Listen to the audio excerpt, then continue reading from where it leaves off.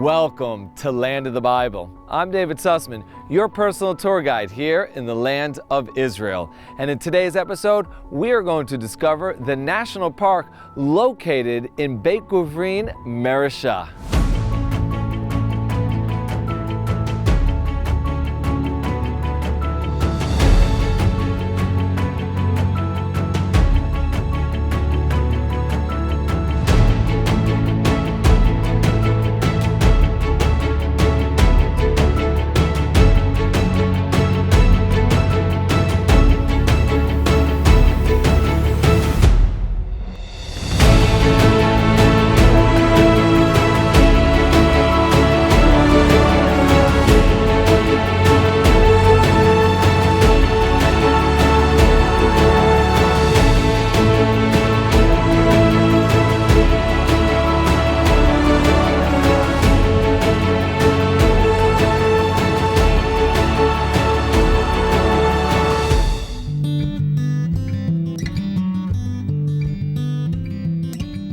Beit Guvrin Mareshah National Park is located in the Judean lowlands, the foothills to the Judean mountains of Jerusalem and Hebron.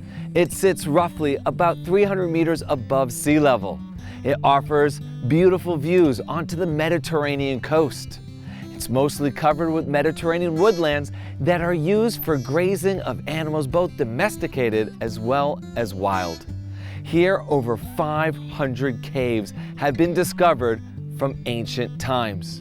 We know from reading the Bible that Mareshah was one of the cities that was conquered by Joshua in his conquest of the land of Canaan. It was settled here during the times of King Solomon, and his son Rehoboam fortified the city.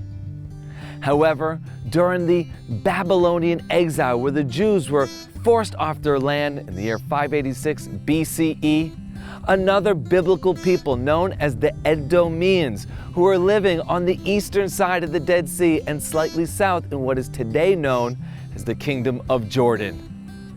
They moved into this area and occupied the land belonging to the Jews. Let's talk more about the Edomians slightly down this path in front of some of the ruins.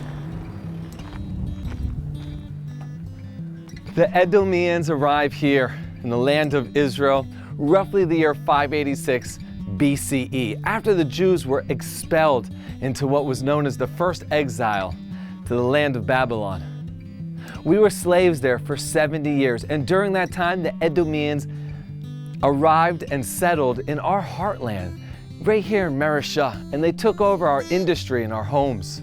We have to understand, during the 300 years that the Edomians occupied the Jewish land, they built this magnificent city here in Mareshah. I'm standing among some of the ruins right now, but this isn't the impressive part. The impressive part is what they built under the surface. In order to quarry out these chalk stones to build their houses with, they had to dig out these massive subterranean chambers that they then use for their industry, for water collection, for storage, for a little cool air in the hot summer. So let's go down into these massive underground chambers and discover what they built for themselves. Come with me.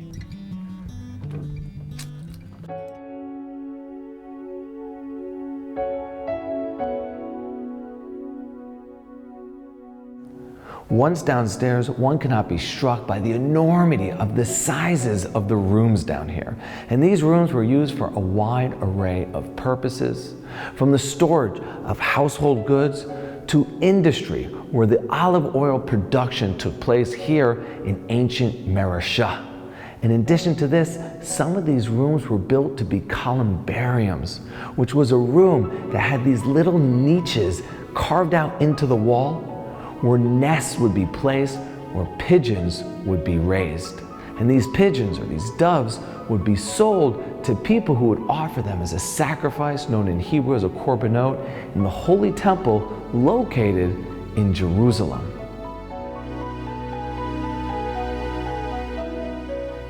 Just look at the size of the room I'm standing in now. It's absolutely massive. It's a cistern, which was used for water containment. You see, here in Israel, it only rains 6 months out of the year. So if you want to have water during the dry summer months, you better capture the rainwater during the wet season. And that's what this room was used for. You can see the chimney over here to my left. This is where gutters that would be placed up top, drainage channels on the streets that would divert the water down this chimney and filling this entire room with water. And over here you can see the remnant of a staircase that led from the top all the way to the bottom, which enabled the people living up above to come down with their buckets in order to retrieve the water and bring it back up to their homes. Now, due to the fact that Israel is on the largest fault line in the entire world, and we have earthquakes here all the time, the staircase has been destroyed. Let's now walk through the cave system and find a place that we can discuss how they carved out these massive structures. Come with me.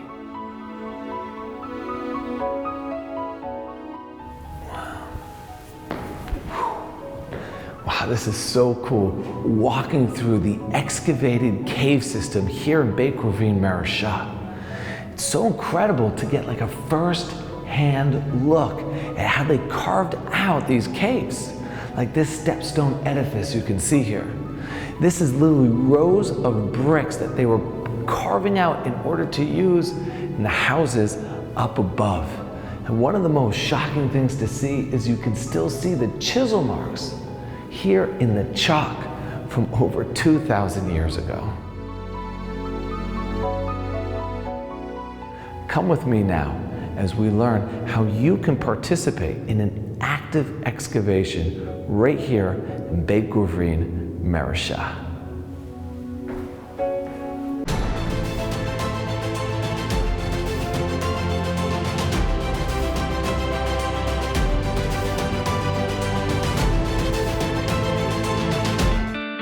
There are moments in life that define you and leave you forever transformed.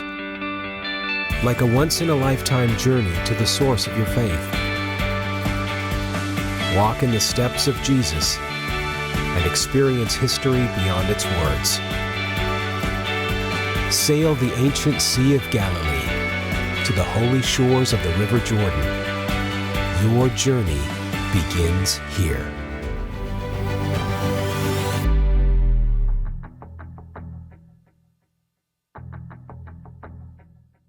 One of the most popular activities here in Israel is the Dig for a Day program located here in the national park. It allows tourists to become archaeologists for the day, to literally dig through the dirt of Eretz Israel and pull out treasures from long ago. Just look at the walls here behind me. You can still see the chisel marks on them that were put here literally 2,300 years ago when those Edomians were building their homes up above. But not only do you get to participate, digging out the dirt, sifting through it, looking for the small treasures, but people also have an opportunity to crawl through an unexcavated cave system, which is absolutely thrilling for the younger people, but also for the older people. Let's now meet the chief archaeologist here, Ian Stern, to see what he has to say about the programming that is underway. We're here with Dr. Ian Stern, the chief archaeologist of Marasha. Ian, thank you so much for joining us today. My pleasure. Before we even get started in your background and about Marasha, tell us about this beautiful room that we're in. We're in one of the more beautiful olive presses, one of 27 that we've identified in our excavations here during the last 30 years.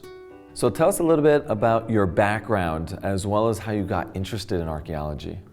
Through my studies, I always was interested in archaeology and ancient history, and more or less through the back door, I started to excavate, and through people I met, I started to get more and more interested in Marasha. Actually, I heard a lecture at Hebrew University when I was in 1973, never knowing at that time that I would actually be excavating here, but it kind of ignited an interest in me. So why Marasha? Why didn't you start excavating somewhere else? The site has a lot going for it. It has thousands of man-made caves, which means, number one, it is comfortable to excavate. Number two, it is a rich site. It's probably the richest Hellenistic period site in the country. Number 3, we run a program called Dig for a Day, and Dig for a Day is bringing thousands, I would say hundreds of thousands of tourists from all around the world to excavate with us.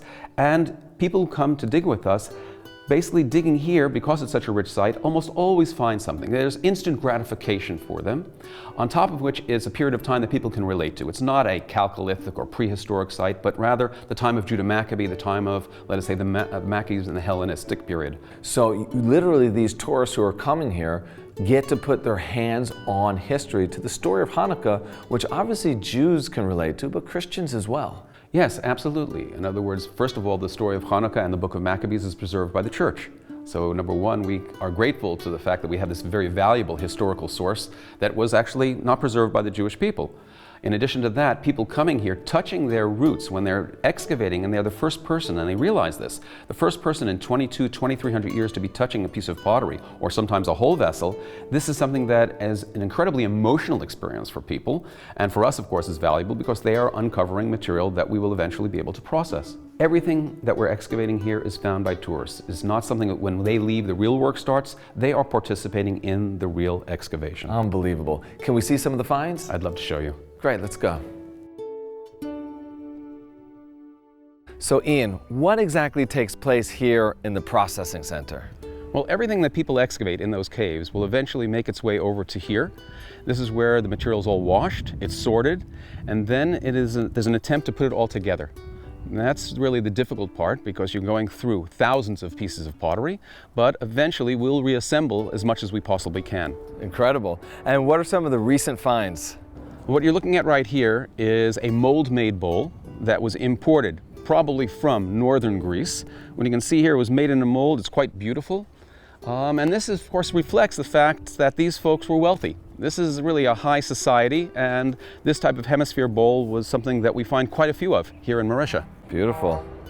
What you're looking at right here is part of what you might call a domestic religion. What we're looking at here is a small incense altar. Right, it's made out of stone, it's decorated, it's got horns on it, and they would have placed their incense in it. It was probably used in each of their homes. Wow, incredible. Let me see this. So you're telling me that this is an incense altar that pagans would have used to worship their false gods? Exactly. This is something that would have been used by the Idumean population here, probably. And so this is really what we also hear about in the Bible, where it talks about these cultures permeating almost into the Jewish culture and the idol worship. Absolutely. And of course, we have many idols that we find painted here as well. Sure, you have drawings on it, you have decorations on it. These people had a really strong sense of aesthetics. What you're looking at right here is really what you might call the Phoenician influence. This is a piece of glass. It's very, very beautiful. This is the top of a glass bowl. But again, what I said before, this is a society that was very cosmopolitan. So you have influences from all around the world, and this is really reflected of the Phoenician influence. Wow, that is beautiful. The blue in that is incredible. So what is some of the most impressive finds that have been found to date? I would say that our gold, if you will, is the writing. We have over 1,200 ostraca. Ostraca are shards of pottery that have writing on them in Greek, in Aramaic, and in Hebrew. But of all of the writing that we've found, what really put us on the map was a very large inscription in stone, the largest inscription ever to be found in Israel in stone, which is referred to as the Heliodorus inscription.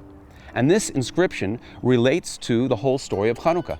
In actuality, we might call it the archaeological foundation of understanding Hanukkah outside of, let us say, the books of Maccabees. Incredible. So here, scientifically, through archaeology, we have proven the story of Hanukkah.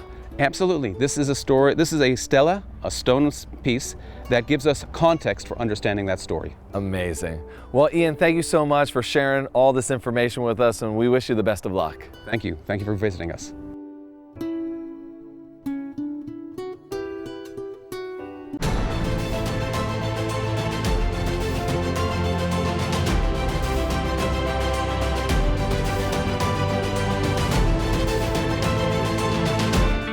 There are moments in life that define you and leave you forever transformed. Like a once-in-a-lifetime journey to the source of your faith. Walk in the steps of Jesus and experience history beyond its words.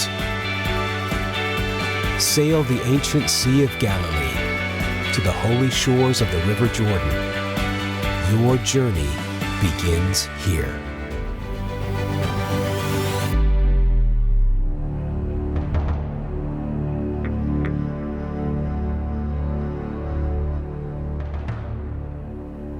As I mentioned before, the crawl through the unexcavated cave system is sure to thrill young teenagers and those seeking to have a little adventure.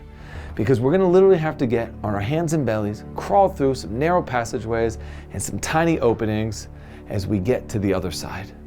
And make sure to look around as we're crawling through, because you'll see aspects that we saw in the completely excavated cave system here in the unexcavated one. So come with me.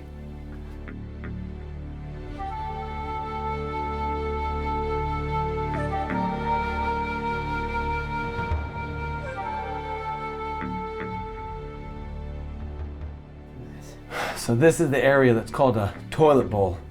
They're really not too sure what it was used for, but it's a big drop that you got to slide through and catch yourself at the bottom.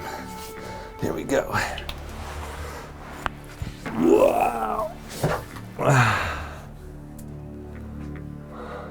Just keep acting. So cool.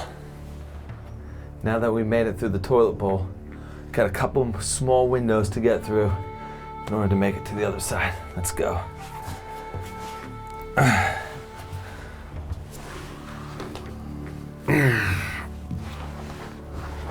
What? Wow.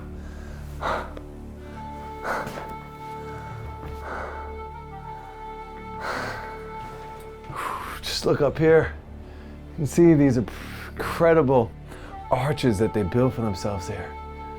It's unbelievable architecture, considering that this is 2,300 years old at a minimum.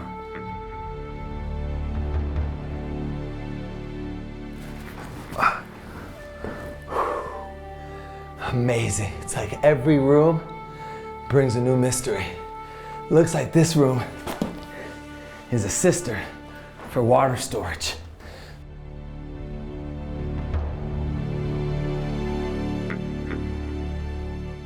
I think we've made it to the end. Just a little bit more, and we're gonna exit.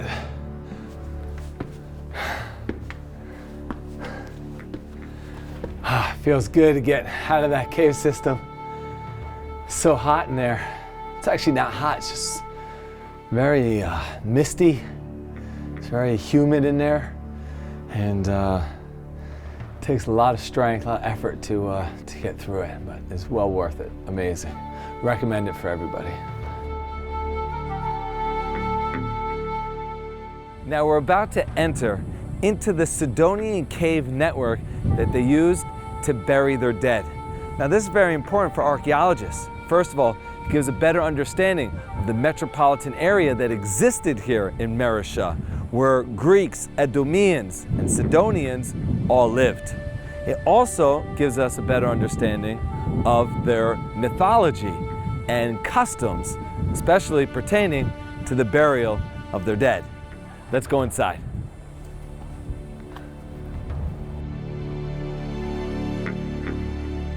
Immediately you'll notice that some of the beasts aren't real, they're mythological, like the phoenix or the three-headed dog that protects the Sidonian underworld. Take a look around. You'll recognize some of the animals on the wall, but most of them will be very mysterious to us. The niches that you see on the sides, these were used to actually put the dead bodies. And over the course of several months, maybe up to a year, all the flesh and the muscle deteriorates, and all you're left with is the bones. Once only bones are left, somebody would come here, remove the bones, and put it in a box called an ossuary. These ossuaries would then be stacked up on top of one another, and these niches could be used once again. So most likely this cave system belonged to a very wealthy Sidonian family, and we know this because of all the wall paintings and how beautiful it's carved out. But most likely it was also used for hundreds of years for the same family, generation after generation. Let's now fast forward in time and visit the ruins that were built here during the Roman era. After the destruction of Meresha by John Hyrcanus in the year 107 BCE, this area lay in ruins with just a few people farming in the region. That was until the Romans arrived, and after destroying the Second Temple in Jerusalem in the year 70 CE, and controlling the entire area of Judea. Here in the former area of Mareshah, they built a modern Roman city known as Beit Guvrin. And it had everything that a Roman city would require.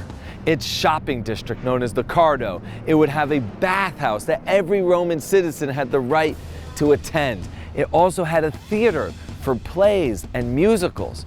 But the most impressive ruins here from that period is the amphitheater.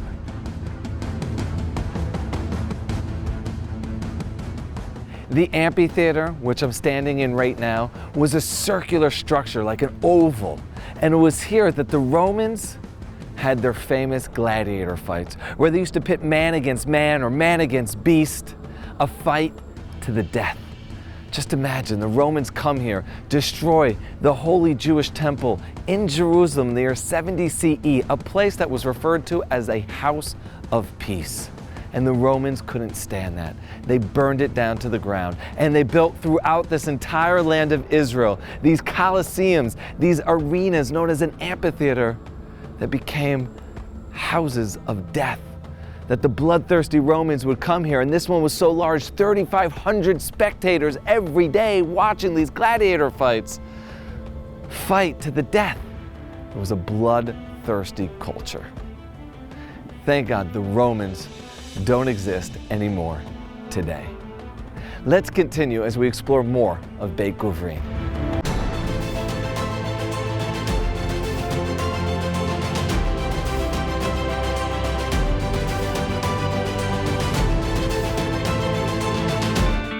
There are moments in life that define you and leave you forever transformed. Like a once-in-a-lifetime journey to the source of your faith. Walk in the steps of Jesus and experience history beyond its words. Sail the ancient Sea of Galilee to the holy shores of the River Jordan. Your journey begins here.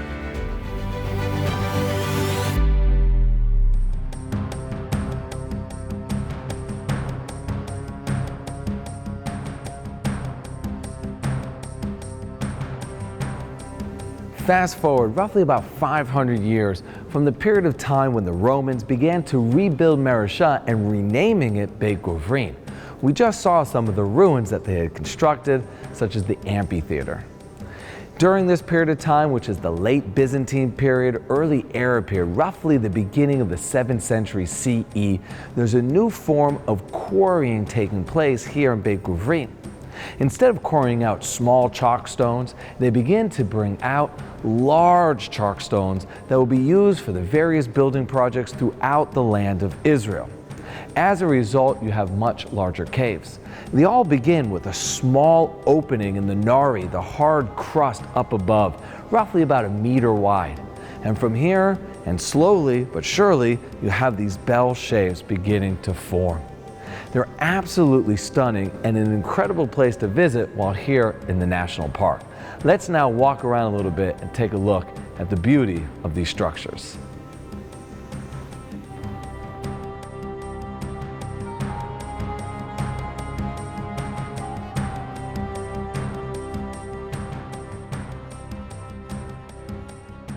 Israel has had its various times under Christian rule. One of those was the Byzantine Empire from 325 CE all the way till 638, when the Muslims conquered the land of Israel during the First Great Jihad.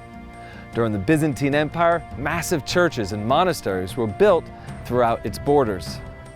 However, most of those were destroyed by the Muslims beginning in 638. When the Crusaders arrived in the land of Israel, they rebuilt the churches and basilicas that were built by the Byzantine Empire.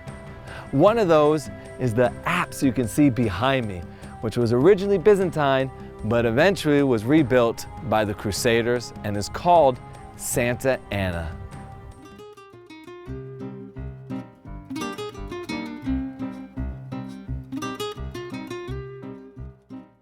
After a full day of touring the foothills of Jerusalem and Hebron and the areas surrounding Bet Shemesh, a great way to end the day is by enjoying the sunset here in the Judean mountains. And the perfect place to do that is at the Pichanka restaurant. It was opened up by two friends since the age of 3, Kfir and Gal, who decided to name it Pichanka after the favorite dish of Gal's grandmother, who had returned to the land of Israel from Russia. Pichanka means chicken livers in Russian. But they have a number of different dishes here, from sauteed mushrooms and salads and goose breasts and kosher cordon bleu. But my favorite dish here is the sizzling meat platter. So stay tuned as I enjoy my meal and we continue with Land of the Bible.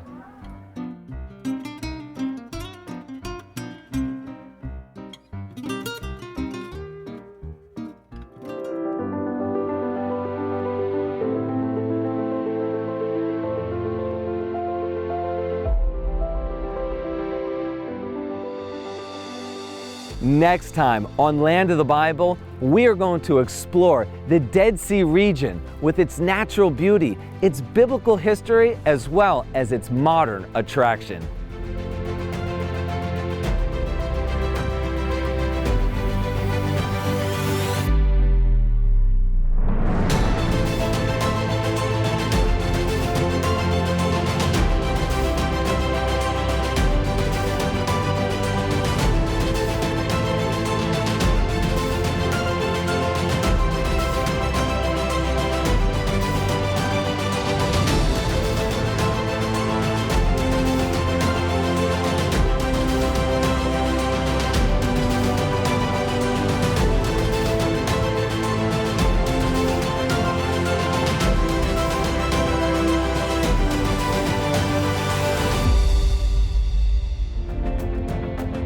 What an incredible day it has been as we've explored the Judean lowlands and in particular the ruins of Tel Marisha and Beit Guvrin.